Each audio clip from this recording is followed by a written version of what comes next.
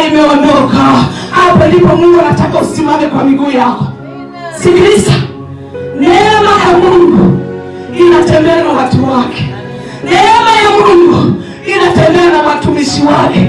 Lakini kuna wakati kama ilivyokuwa kwa Ayubu, Mungu anajivunia Ayubu. Anataka aone uaminifu wake mdogo tu kwa Mungu. Haleluya. Hata sisi leo Mungu anataka aone uaminifu mdogo tu kwetu. Tunampendaje? Tunamwaminije? Tunamwabuduje? Tunamshuhudiaje huko mtaani? Watu wanatuonaje huko mtaani? Watu wanasema nini juu yetu? Ndicho Mungu anataka aone kwetu kwa kanisa leo. Hawataki kusikia kushindwa kwako. Hawataki. Wanataka uone ushindi wa damu ya Yesu pale msalabani. Damu ya Yesu iliyomwagika pale msalabani ilileta ushindi, ilileta patanisho. Leo imetupatanisha.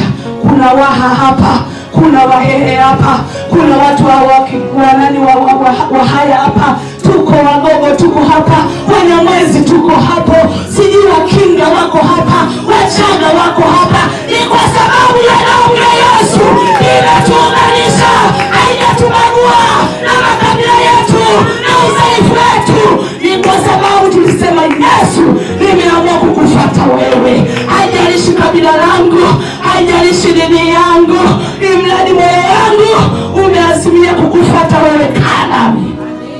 Haleluya. Kaa nami. Mungu yuko tayari kukaa na sisi. Mungu yuko tayari kufanya mambo makubwa. Ayubu ametoa sadaka kwa Bwana.